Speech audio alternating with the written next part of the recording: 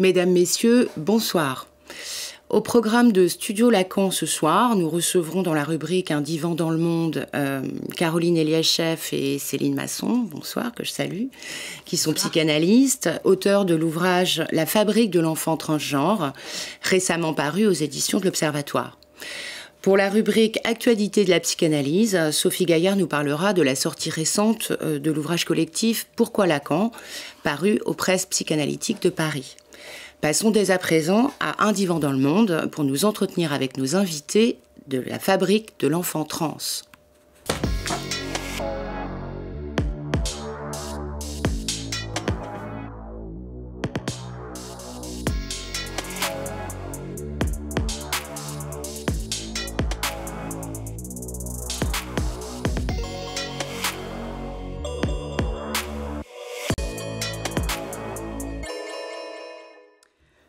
Une demande nouvelle émerge depuis quelques années, nouvelle par son ampleur et par le public concerné.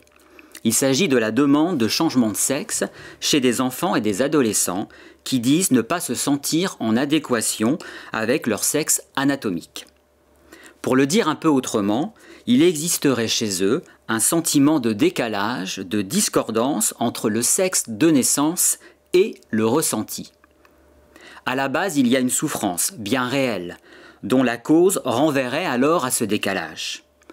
Et la guérison, entre guillemets, de cette souffrance consisterait en une modification du sexe, suivant un long processus dit de transition qui irait du changement de prénom, changement d'identité, jusqu'à des interventions sur le corps même, en passant par la prise de bloqueurs de puberté puis d'hormones.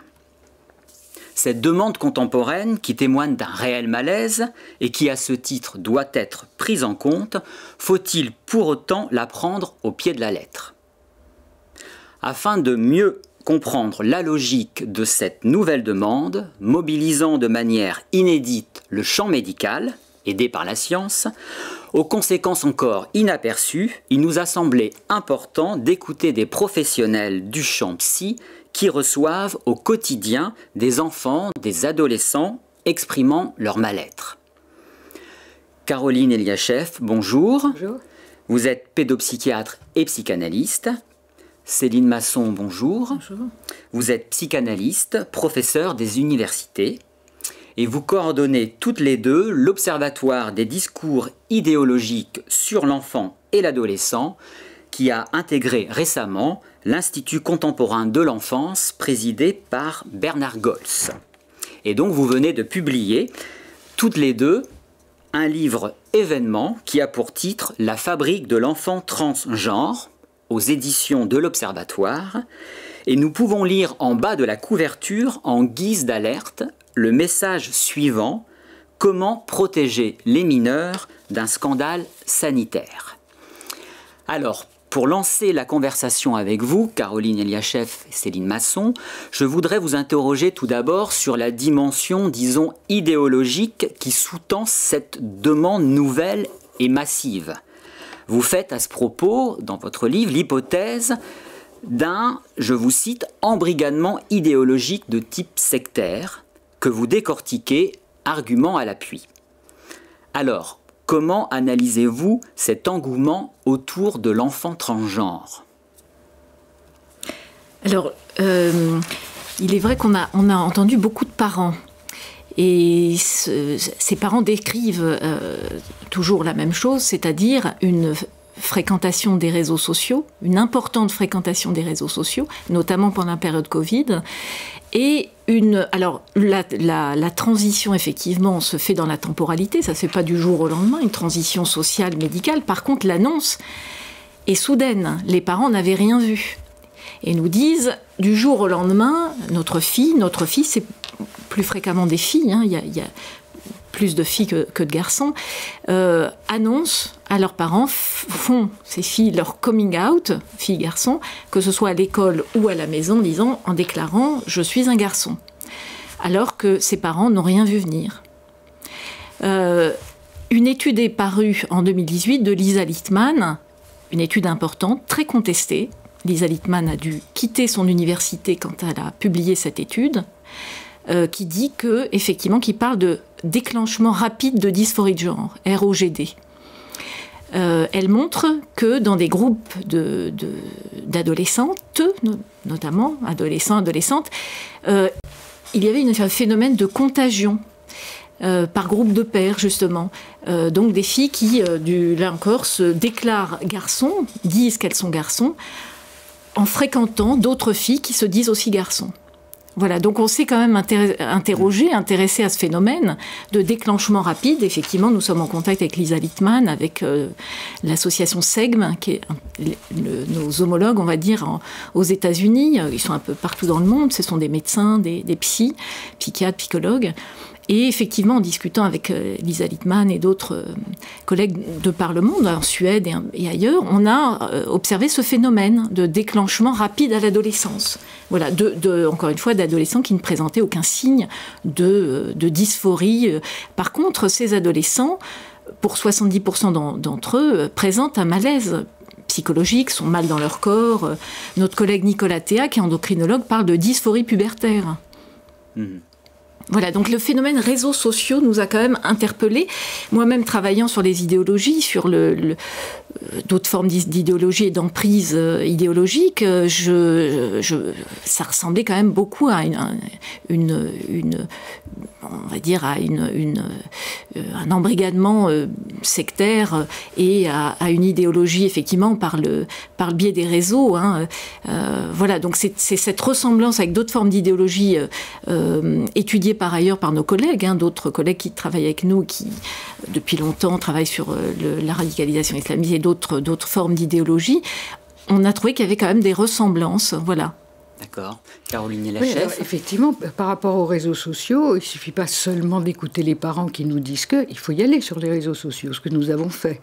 Donc, qu'est-ce qu'on trouve sur les réseaux sociaux ? D'abord, ce n'est pas ceux que nous, personnes relativement âgées, fréquentons, c'est d'autres réseaux sociaux.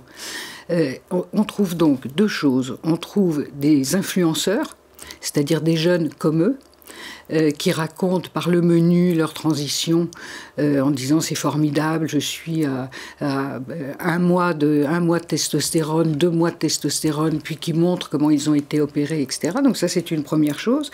Ensuite, donc ils présentent un monde meilleur, c'est-à-dire ça y est, j'ai engagé ma transition et regardez comme je vais bien, je suis enfin heureux. Ça, c'est une première chose. Ensuite, ils envoient sur des sites trans où là, les jeunes sont informés de qu'est-ce qu'il faut faire, comment faut-il parler aux parents. Qu'est-ce qu'il faut dire aux médecins pour obtenir des hormones ? Donc, si vous leur dites que vous allez vous suicider, vous allez voir, vous allez avoir de la testostérone tout de suite. Donc, vous voyez, voilà. Et par ailleurs, ils promettent donc un monde meilleur. Ils isolent de la famille. C'est en ça aussi que ça ressemble à l'emprise sectaire. Isolez-vous de votre famille. Vos parents n'y comprennent rien. Vos parents sont transphobes, donc ne les écoutez pas, n'écoutez pas les psys, allez voir des médecins trans avec la liste des médecins, leur adresse, leur numéro de téléphone, rendez-vous. En un rendez-vous, vous allez avoir des hormones.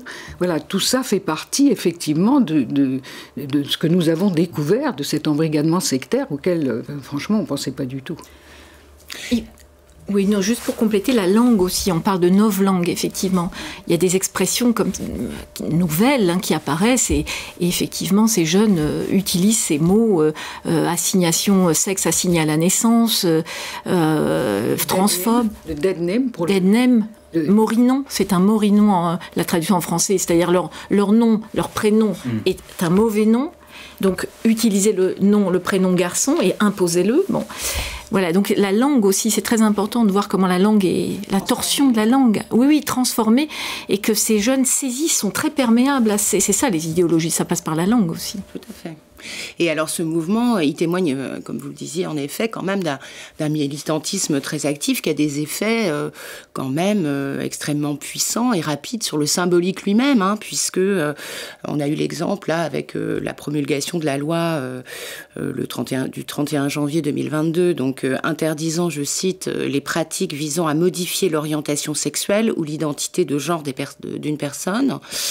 Donc cette loi, initialement, elle visait à pouvoir interdire et sanctionner à juste titre les thérapies de conversion homophobes. Il n'y en a pas beaucoup en France. Oui, qui sont plutôt, en effet, dans les pays anglo-saxons. Oui, ou très catholiques. Oui, dans le milieu et ces thérapies sont évidemment à condamner. Évidemment. Oui, en effet. Mais au cours du débat parlementaire, il s'est introduit cette autre dimension, puisque ça s'est élargi également à toute pratique, je cite,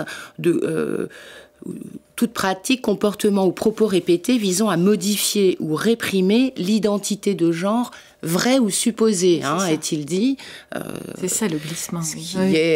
On est passé de l'orientation sexuelle à l'identité de genre, il faut quand même le dire. Oui, vrai ou supposé, qui montre à quel point c'est quand même quelque chose d'un peu flou, dont il s'agit, que la loi n'est pas. Justement, il n'y a aucun critère. Il n'y a aucun critère qui permette de dire que quelqu'un qui voudrait changer de sexe, ça serait vrai ou supposé. Et donc on se base sur le ressenti, c'est-à-dire sur quelque chose de déclaratif. Des propos et du ressenti. Alors à l'occasion du débat parlementaire sur cette loi, l'école de la cause freudienne s'est alarmée avec d'autres, avec vous, à l'Observatoire, des effets d'une telle loi sur les conditions de notre exercice de psy, hein, notamment sur la possibilité d'interpréter ou même de simplement questionner cette démarche pour le patient.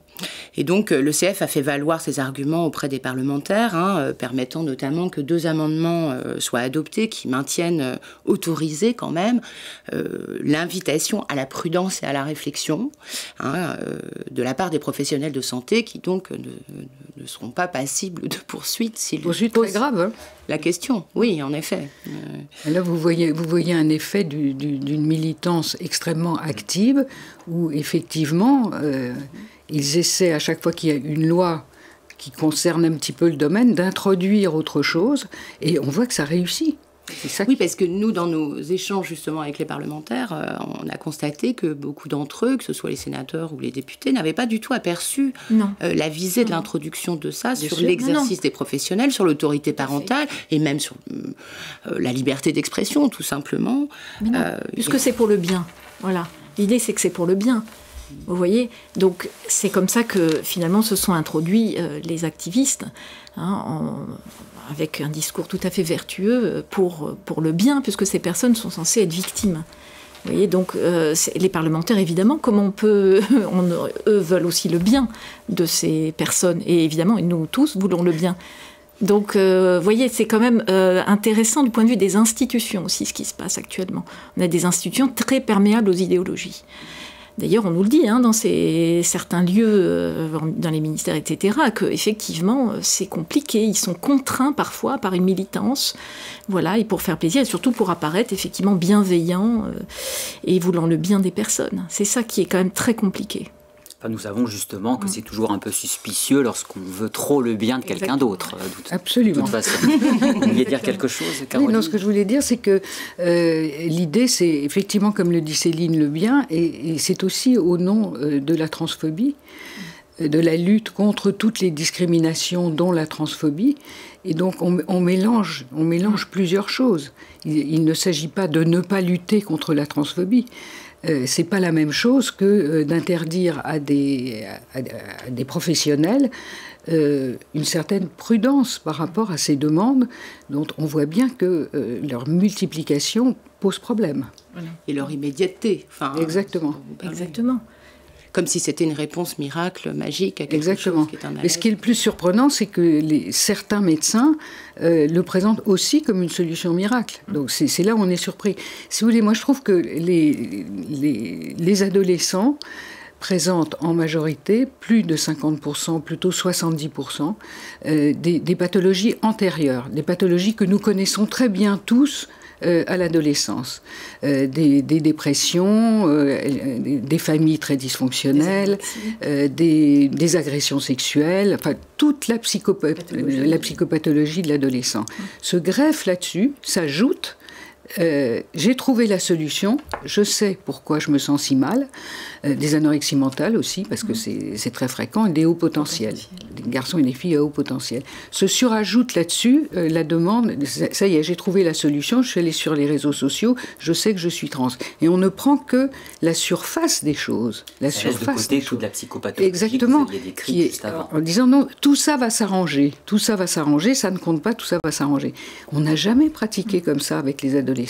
Qu'est-ce qui fait que une certaine partie, encore une fois, je ne généralise pas et je ne me permettrai pas de généraliser, une certaine partie du corps médical adhère comme ça à quelque chose alors qu'il n'adhère à rien d'autre. Une fille anorexique qui vient et qui dit c'est ma seule manière de vivre, surtout ne vous occupez pas de mon poids, c'est comme ça que je veux vivre, on ne va pas lui proposer une liposuction. On ne va pas répondre à sa demande de manière directe. C'est au pied de la lettre. Alors je voulais justement aussi vous interroger, Caroline Eliachev et Céline Masson, sur la conception de l'enfant et de l'adolescent qui sous-tend ce mouvement trans. Conception qui semble donc très éloignée de celle qui est la vôtre, vous psychanalyste. Et pourquoi donc la considérez-vous comme dangereuse? Je pense notamment à l'usage fait des termes d'autodétermination, d'auto-identification, de ressenti. Hein, vous en parliez à l'instant. Alors, on a osé parler d'étendard de la cause. Hein. L'enfant sert, comme dans d'autres causes d'ailleurs, un peu d'étendard au militantisme, il nous semble, trans, en voulant comme ça présenter glorifier un peu cet enfant qui finalement viendrait répondre à cet idéal. Parce que c'est un idéal et pourquoi pas, on peut le respecter. Hein. Sauf que c'est un enfant.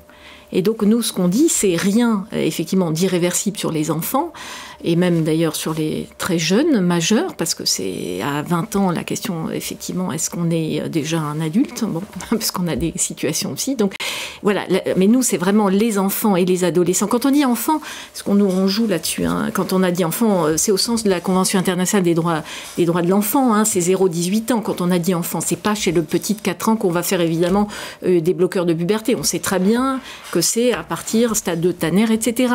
Parce qu'on fait entendre que nous savons rien du tout. Donc en fait, l'enfant, c'est vraiment au sens large. Hein.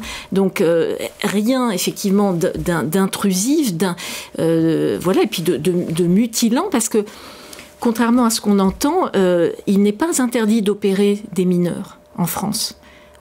Des jeunes adolescents, la plus jeune opérée à 14 ans. Opérer, ça veut dire une mastectomie. Mastectomie. Donc, nous considérons que c'est une mutilation sexuelle. Voilà. Avec autorisation des parents, quand même. Avec autorisation des parents.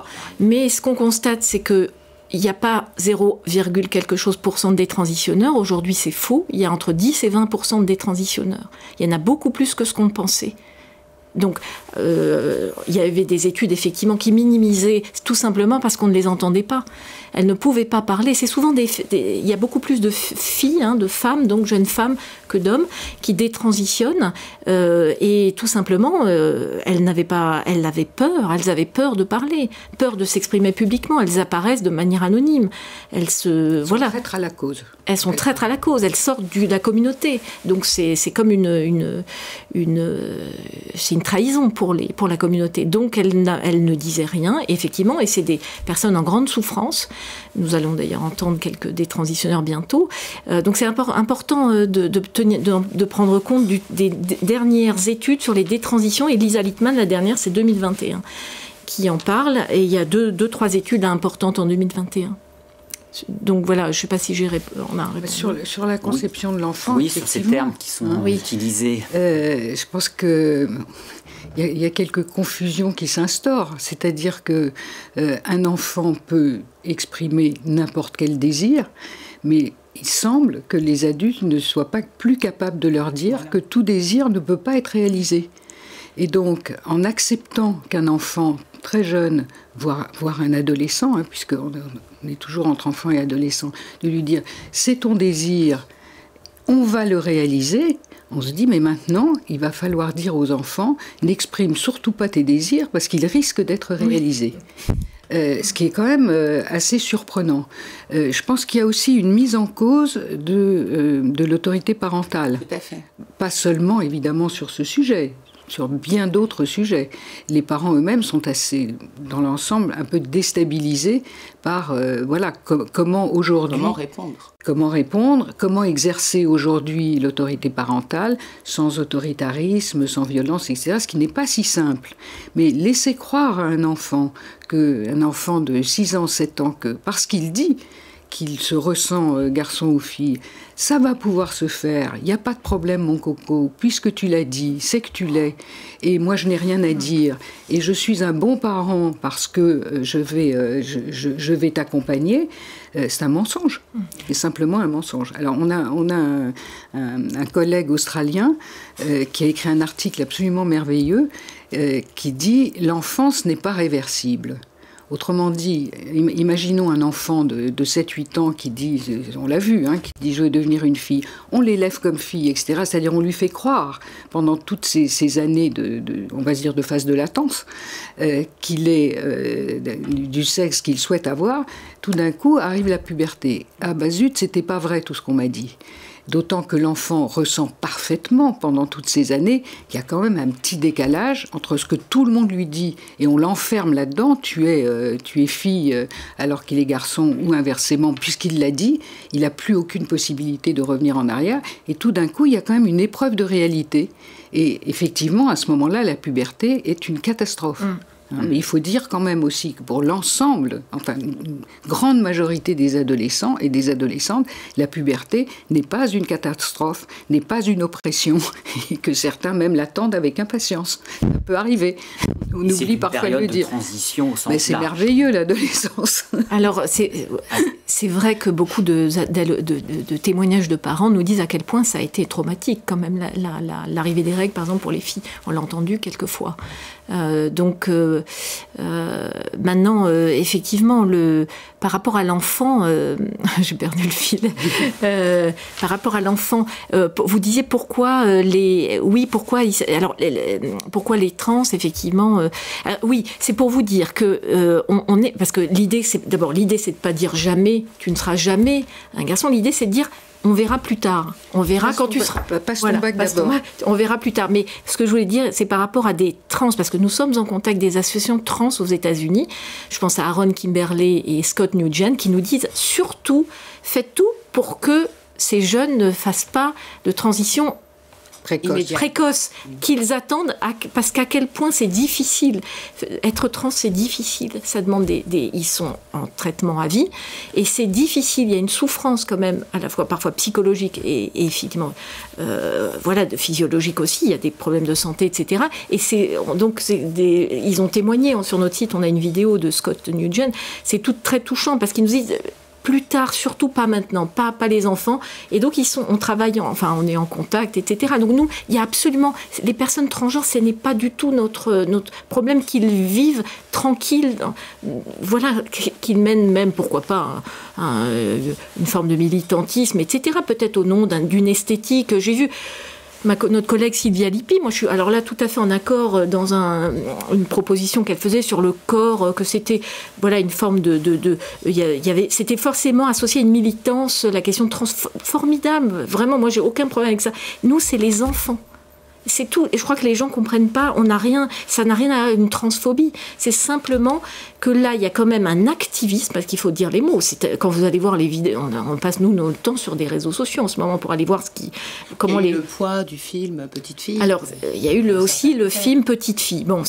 Ça c'est toujours intéressant de dire comment les choses ont démarré. Ça a démarré effectivement avec le film Petite Fille. Dont vous parlez dans l'ouvrage. Nous, on connaissait pas vraiment tout ça. On a tous reçu des familles. Moi, j'avais reçu 2 mois avant une famille dont la fille fille avait fait une pseudo-tentative de suicide, parce que ça n'était pas une tentative de suicide, je l'ai compris après. Et effectivement, elle voulait devenir un garçon, et les parents ne savaient pas du tout quoi faire. Donc on a tous reçu des cas, mais il y a eu le film Petite fille, on travaillait, il se trouve, avec quelques-uns sur les questions d'identité, de dérives identitaristes, etc., avec notamment Jean-Pierre Lebrun, et c'est à ce moment-là, au moment du film Petite fille, qu'on échange les uns les autres, et on se dit, c'est quand même dingue, c'est quoi ce symptôme ? Ça vient comme un symptôme, ce film, quand même. C'est-à-dire, il y a d'une part ce film qui est un film de propagande, d'une part, mais il y a la façon dont c'est repris par la presse. Alors, en fait, le film nous a interloqués, puis nous a permis de réfléchir, mais les réactions de la presse nous ont paru stupéfiantes. Stupéfiantes. Ça montrait à quel point ce discours avait pénétré. Exactement. Mais en même temps, déjà, il a pénétré, et la réaction de la presse dans son ensemble, sauf de rares exceptions, l'ont rendu totalement banalisé. C'est ça aussi, c'est-à-dire que, encore une fois, que ces enfants et ces problèmes, que les adolescents aussi, etc., c'est une chose. Ce qui a fondamentalement changé, c'est la réaction médicale, parentale, sociétale et médiatique. Voilà, c'est ça qui fait que, quand vous dites pourquoi ça prend, ça prend parce que si tout le monde dit que c'est merveilleux, enfin tout le monde, les catégories dont je vous ai parlé trouvent ça merveilleux, le banalise et dit c'est comme ça que les enfants seront heureux, alors effectivement, ça prend. C'est quand même au nom, effectivement, d'une autodétermination. C'est quand même ce mot qui a pénétré notre société, d'autodétermination, c'est-à-dire, si on le ressent, on le revendique, et on le fait. Voilà. Donc, il y a plus, j'allais dire, on peut ressentir des choses, les pensées, les fantasmer, etc. Mais aujourd'hui, on donne des réponses à ce ressenti. Moi, c'est ce que j'ai appelé le ressentisme. C'est une forme, là aussi, d'idéologie, d'essentialisation là, des affects, où il faut absolument exécuter l'affect, le mettre en œuvre, le mettre en acte. Et ça, c'est consternant, quoi. Enfin, on prend à la lettre quelqu'un qui dit « je sens ». Alors, on peut ressentir plein de choses. Je peux être un oiseau. Il y a des gens qui se sentent oiseaux. Oui. Et alors, on fait quoi à ce moment-là ? Si un enfant nous dit « je vais être un oiseau ». Il y a des personnes qui se sentent oiseaux. Alors, il y a autre chose aussi, c'est que si on ne répond pas positivement, alors ces jeunes sont opprimés. Donc, ils sont des victimes. Voilà. Et alors là, on entre effectivement dans l'autre catégorie qui quand même occupe beaucoup la société, qui est la victimisation et la place des victimes dans la société. Alors, donc, ça réunit tout ça, donc ça fait beaucoup, quoi. Ça fait beaucoup de résonance. Alors, Céline Masson, je crois que vous souhaitiez aussi apporter un rectificatif concernant certaines informations données ici même par Arnaud Alessandrin, qui enseigne la sociologie, lors de l'émission numéro 9, diffusée le 5 février, et qui était consacrée à l'accueil des mineurs trans à l'école. Tout à fait. Alors, j'ai repris les mots d'Arnaud Alessandrin. Donc, il dit une opération... il dit qu'en gros, il atténue la notion d'irréversibilité par ce vocable de les opérations dites irréversibles. Donc déjà, c'est un élément de langage, parce que une forme d'euphémisation, parce qu'il n'y a pas de... c'est irréversible ou pas. Donc ça l'est. Quand on fait une opération et qu'on fait une ablation des seins... Et des testicules. Alors il dit... On peut avoir une nouvelle opération, retransformer, c'est ces mots, je cite verbatim, une opération pour retransformer le corps. Ça veut dire quoi ? Ça veut dire des prothèses. Mais les personnes qui ont eu des maladies, des ablations du sein savent très bien que on remet pas la même chose, quoi. C'est des atteintes sur le corps. Sur le corps. Avec les risques opératoires. Nous, on dit très sans embâche là que ce sont des mutilations sexuelles comme d'autres mutilations sexuelles. Donc, il dit en France, il est interdit d'opérer les mineurs de moins de 18 ans qui demanderaient un changement de sexe anatomique. Non, c'est pas vrai, puisqu'il n'y a pas d'interdit d'opération sur le corps des mineurs pour changement de sexe, puisque la plus jeune opérée, comme je vous ai dit tout à l'heure, à 14 ans, et c'est pas nous qui le disons, c'est Laetitia Martinelli, qui est endocrinopédia. Dans une de ses conférences, elle a montré avec des slides la plus jeune opérée. C'est peut-être l'occasion de rappeler d'ailleurs qu'est-ce qui est autorisé en France en termes de traitement et d'opération. Moi, je veux quand même dire que nos collègues, effectivement, sont très prudents. Je n'en doute pas. On ne doute pas que nos collègues, dans les consultations dédiées, sont très prudents. C'est pas du jour au lendemain qu'ils décident de donner des bloqueurs. C'est vrai. Ils prennent le temps avec les adolescents et les familles pour savoir savoir ce qu'il y a de mieux, d'accord. Mais ça n'empêche pas que quand vous commencez à entrer dans une médicalisation par les hormones, on va probablement aussi vers des opérations, vers une chirurgie. Parfois oui, parfois non. C'est vrai que parfois non. Les jeunes ne veulent pas être opérés, c'est vrai. Parfois d'ailleurs, il y en a qui veulent juste une transition sociale et pas médicale, c'est vrai. Mais quand même, quand on est, il me semble, quand on est psy, quand on est psychiatre, psychanalyste, notamment psychanalyste, on s'est demandé, donner cette réponse de la médicalisation pour un changement de sexe, déjà, ça pose la question, qu'est-ce que changer de sexe pour, par exemple, une fille qui veut devenir un garçon, en fait, elle ne change pas de sexe, elle change d'apparence. Donc voilà, c'est juste des questions que nous nous posons et nous appelons évidemment nos collègues à débattre avec nous, à réfléchir avec nous. Qu'est-ce que ça veut dire que donner des bloqueurs de puberté à des jeunes adolescents, des hormones qui quand même, la testostérone, les détransitionneuses nous le disent, hein, les effets de la testostérone. Ils sont prescrits hors autorisation de mise sur le marché en prescription croisée. Donc si vous prescrivez de la testostérone à une fille, vous prescrivez hors autorisation de mise sur le marché de ce produit. Les médecins peuvent le faire, ça n'est pas interdit, mais c'est quand même le cas. Voilà. Alors vous disiez, qu'est-ce qui est permis, qu'est-ce qui est interdit ? En France actuellement. En France, c'est un petit peu compliqué parce que les prescriptions ne sont pas proprement françaises. Les Français, comme les autres pays, s'appuient sur le protocole néerlandais, qui maintenant est remis en question, protocole qui a été appliqué partout dans le monde et où maintenant il y a des restrictions. Donc l'idée, c'est bloqueur de puberté au stade 2 de la puberté, puis hormones croisées, puis qui sont autorisées en France avec l'autorisation des parents. Et la militance demande qu'on puisse se passer de l'autorisation des parents. Et les interventions chirurgicales, Céline vous a donné les précisions. Donc ce ne sont pas des prescriptions françaises, mais je pense qu'il va y en avoir. Et quelle est la réaction de la communauté médicale Écoutez, une partie de la communauté, à notre connaissance, on n'a pas fait une enquête, une partie de la communauté médicale, y compris chez les pédiatres, ne connaissent pas la question. Ils l'ignorent, ils la découvrent. Certains d'entre eux, ils nous le disent tous les jours.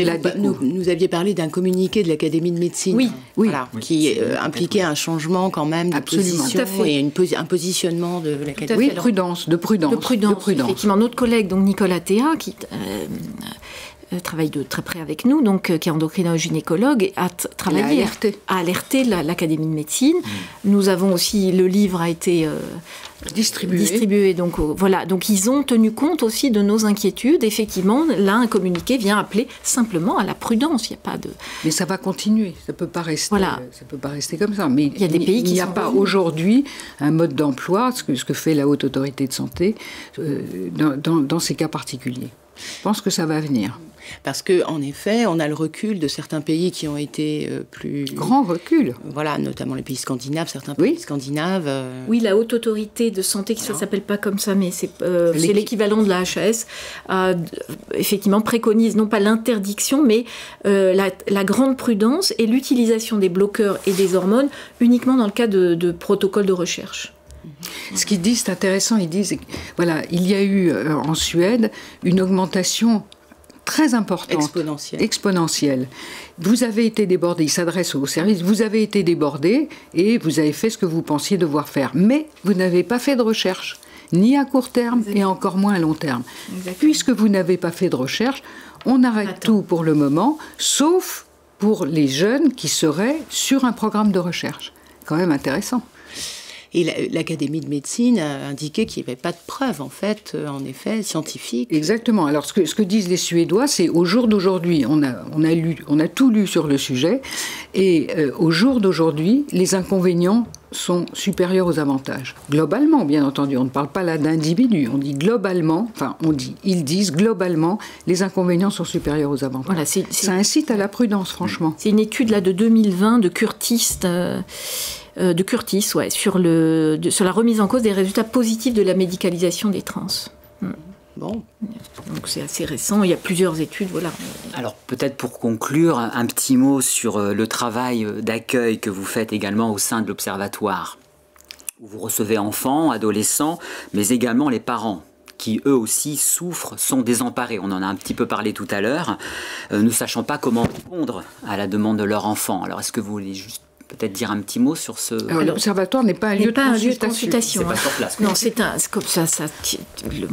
L'observatoire, on est donc une veille, une veille effectivement, avec des études. D'ailleurs, on commence une étude, un travail de recherche, puisqu'il se trouve qu'on est quelques-uns universitaires. On commence un travail de recherche là, mais effectivement, c'est un collectif pluridisciplinaire. Exactement, pluridisciplinaire, composé de professionnels de l'enfance. Voilà, exactement, juristes, médecins. Un travail plutôt de recherche.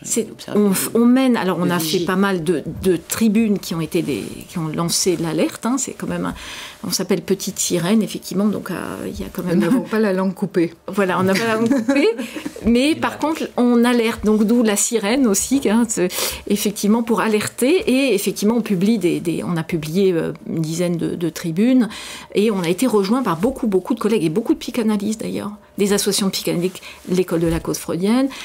La SPP aussi a mis sur leur site nos travaux, etc. Donc on est rejoint par beaucoup de psychanalystes aujourd'hui, qui aussi s'inquiètent. D'ailleurs, je découvre que nos collègues recevaient des adolescents et nous disent « mais on était isolés dans notre coin », même une pédopsychiatre m'a dit ça il y a 3 jours, on ne savait pas quoi faire, on était stupéfaits, on avait l'impression, et dire heureusement que vous êtes là, on se sent moins seul.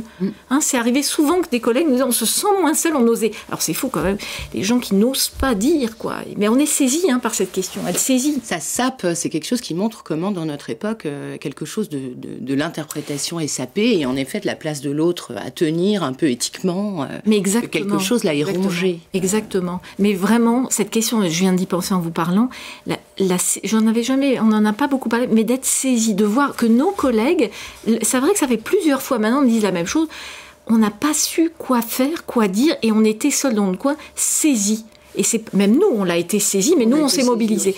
Mais c'est cette question de la stupéfaction qui, quand même, est à relever. Et je crois que tous nos collègues devraient y penser. On n'est pas on fait pas d'excès de zèle, on n'est pas des agitateurs, on est quand même, des personnes, je pense, respectueuses. Lanceurs d'alerte, quand même, un petit peu. Lanceurs d'alerte, mais pas sans... C'est ce que vous avez fait à travers ce livre. Exactement. Voilà. Donc, leur tour, nous allons devoir clôturer cette conversation nécessaire et importante. Merci à vous pour votre présence aujourd'hui. Et pour conclure, je voudrais juste indiquer que les prochaines journées de l'école de la cause freudienne, les 52e, qui se tiendront les 19 et 20 novembre 2022, poursuivront pour une part ce débat puisqu'elles s'intéresseront au déni contemporain de l'inconscient. Et elles auront pour titre, ces journées, « Je suis ce que je dis ». Sorte de cogito moderne, comme le relevait Jacques-Alain Miller, faisant écho à cette demande donc contemporaine de changement de sexe chez les enfants et les adolescents. Vous nous inviterez alors? Voilà, bien sûr. On posera la question de savoir si c'est si simple que ça de savoir ce que c'est le sexe. C'est un très bon titre. Voilà, nous allons donc maintenant passer à notre rubrique Actualité de la psychanalyse avec notre collègue Sophie Gaillard.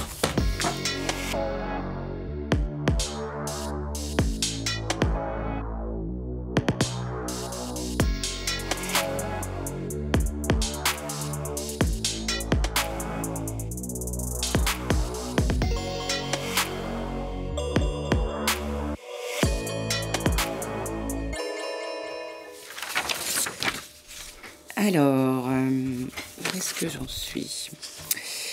Sophie Gaillard, bonsoir. Bonsoir. Vous êtes psychanalyste, membre de l'école de la cause freudienne, et vous allez nous parler de l'ouvrage collectif « Pourquoi Lacan ?» dirigé par Anaëlle Lebovitz-Kenéen et qui est paru récemment aux presses psychanalytiques de Paris. Cet ouvrage réaffirme et démontre l'importance cruciale de lire et de prendre en compte Jacques Lacan aujourd'hui. Tout à fait. Alors en fait, je me suis dit qu'en venant vous parler d'une actualité, j'allais vous parler d'une triple actualité. La première, c'est tout d'abord de saluer la création d'une nouvelle maison d'édition à l'initiative de l'école de la cause freudienne qui fait paraître ce volume, donc Pourquoi Lacan, et qui s'appelle Les presses psychanalytiques de Paris. Il me semble que c'est toujours une bonne nouvelle, une nouvelle maison d'édition, et particulièrement dans le champ de la psychanalyse. Parce que ce qu'on peut tout de même rappeler, de façon assez basique, c'est que pas de texte, pas de psychanalyse. Bien sûr, pas de psychanalyse sans le texte inconscient qu'un analysant est invité à éditer, si je puis dire, au cours de son analyse, mais pas de transmission de la psychanalyse sans les textes qui la fondent. Ceux de Freud, ceux de Lacan, ceux de Jacques-Alain Miller, ceux de tant d'autres qui ont travaillé et continuent de travailler à l'élucidation de sa théorie comme de sa pratique. Et Freud, d'ailleurs, avait en son temps mobilisé énormément d'énergie pour fonder des revues, pour diffuser les premiers travaux des premiers psychanalystes. Et il veillait, on le sait, avec grand soin sur toutes les questions éditoriales. Judith Miller, dans un entretien qui est publié dans ce recueil, explique combien son incessant effort, et on sait combien il fut immense pour œuvrer à la diffusion de l'œuvre de Lacan dans le monde, a aussi été adossé non seulement à ceux qui l'ont accompagné dans ce travail, mais à la diffusion des textes et donc aussi à leur traduction. Donc aujourd'hui, où la psychanalyse est quand même très malmenée dans le discours courant, c'est le moins qu'on puisse dire, où elle est présentée d'une façon très souvent caricaturale, déformée, voire carrément fausse, il y a quand même un enjeu essentiel à mettre à la disposition de ceux qui veulent s'y intéresser les textes qui la fondent. Et là, je pense qu'il y a une responsabilité des psychanalystes eux-mêmes. Donc ça, c'était ma première actualité, les presses psychanalytiques de Paris. La deuxième, donc, c'est l'apparition de cet ouvrage, Pourquoi Lacan, un ouvrage collectif, comme vous le rappeliez, sous la direction de Anaëlle Leibovitz-Quénoin, et qui réunit énormément de contributions, presque une cinquantaine, je crois, qui sont très, très diverses dans leur style, dans leur format, qui sont écrites par des psychanalystes bien sûr, mais pas seulement. Des écrivains, des philosophes, gens de théâtre, artistes, sculpteurs, peintres, enfin bon, je ne pourrais pas tous les citer, il y a une grande diversité des contributeurs. Mais je me suis fait la réflexion que dans cette diversité, il y avait quand même une unité. Et je me suis demandé à quoi elle tenait, en fait, cette unité de l'ensemble de ce recueil. Et ce qui m'est apparu, c'est que c'est un livre qui parle d'une rencontre. C'est ça qui en fait l'unité. Il s'agit de la rencontre avec Lacan. Et le point peut-être remarquable, c'est qu'il y a rencontre aussi pour ceux qui ne l'ont jamais rencontré, voire même qui sont nés après sa disparition, mais qui ont rencontré Lacan par le biais de son enseignement finalement. Et ça a fait rencontre. Oui, donc selon vous, chère Sophie, donc à quoi peut tenir l'effet de rencontre? Sans doute à pas mal de choses, mais il me semble que c'est un point où l'on mesure que l'œuvre de Lacan n'est pas seulement à ranger dans l'érudition, même si la sienne était immense, que son œuvre n'est pas seulement une référence parmi d'autres dans, je sais pas, dans le vaste champ de la culture, dans le vaste champ des savoirs, mais que celui qui s'y plonge en vient à entretenir avec elle un rapport assez intime finalement. Et là, le point pour répondre à votre question, je pense que c'est une affaire de désir, que ce qui se passe là, c'est la force du désir de Lacan et la force de celui qu'il suscite, poussant en fait chacun à se demander lui-même aussi ce qu'il désire. Alors d'ailleurs, ça fait qu'au fil du livre, on a une espèce de portrait de Lacan, on pourrait dire, qui se dessine, mais c'est un portrait très, très parcellaire, et je me suis dit que c'était un portrait à la Archimboldo, fait de pièces tout à fait hétérogènes, parce qu'en fait chacun, parlant de Lacan, dit aussi quelque chose de lui-même. Et c'est aussi un des points intéressants du recueil. Ma troisième actualité, bon, en fait, c'est celle qui importe le plus. C'est celle dont il conviendrait même que nous soyons encore plus nombreux que nous ne le sommes déjà à ce qu'elle nous importe. C'est l'actualité de Lacan. Et la nécessité, je dirais même, de l'actualité de Lacan. Là, on serait du côté d'un Lacan parce que vous avez remarqué que le titre de ce recueil, Pourquoi Lacan, ne comporte pas de point d'interrogation. Donc c'est plutôt une affirmation, finalement. Alors oui, alors pourquoi Lacan? Quelles seraient donc les réponses à cette question un peu implicite, qui n'en est pas tout à fait une, comme vous le notez? Je pense qu'il y a plusieurs réponses, mais on peut sans doute en faire de multiples. Moi, je soulèverais ou j'attraperais peut-être 2 points qui se trouvent liés d'ailleurs. Je dirais la parole et la cause.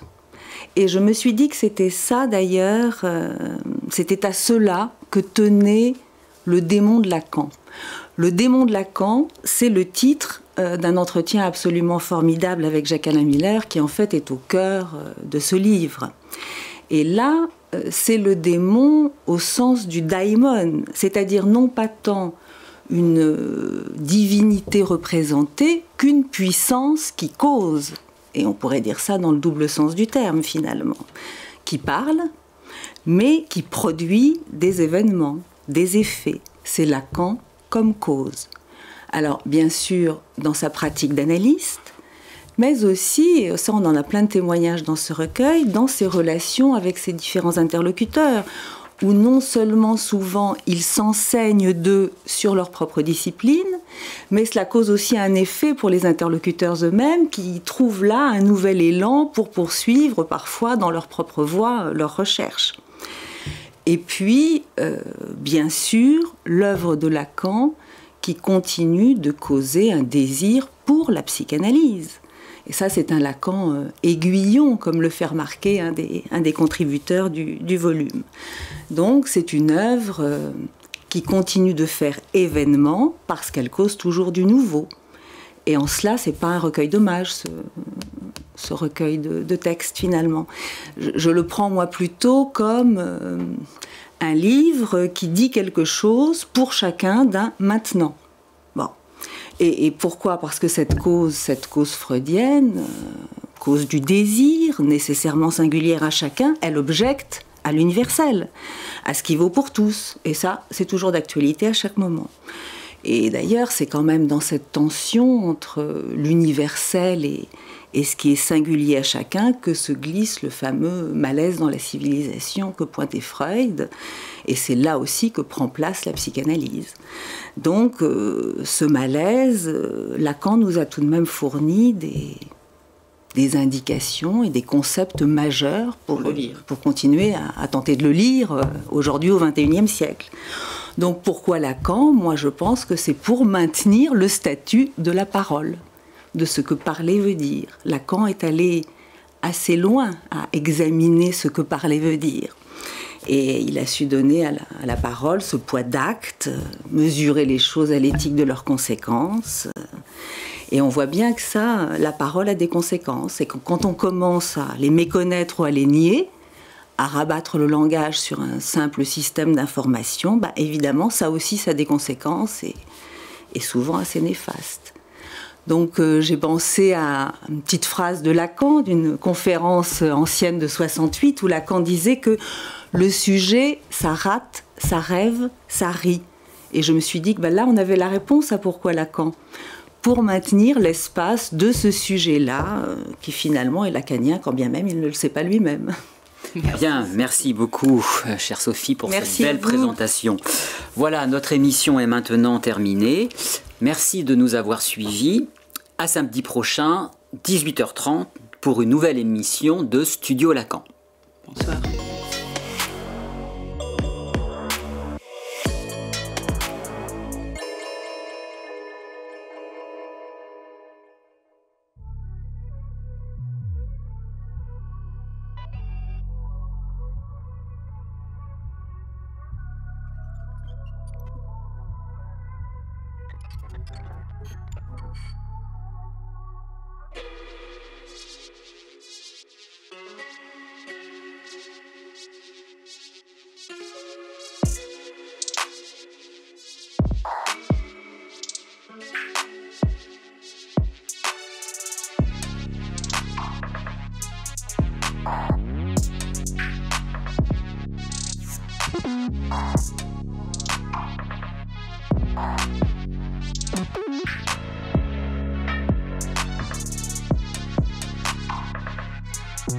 Mm.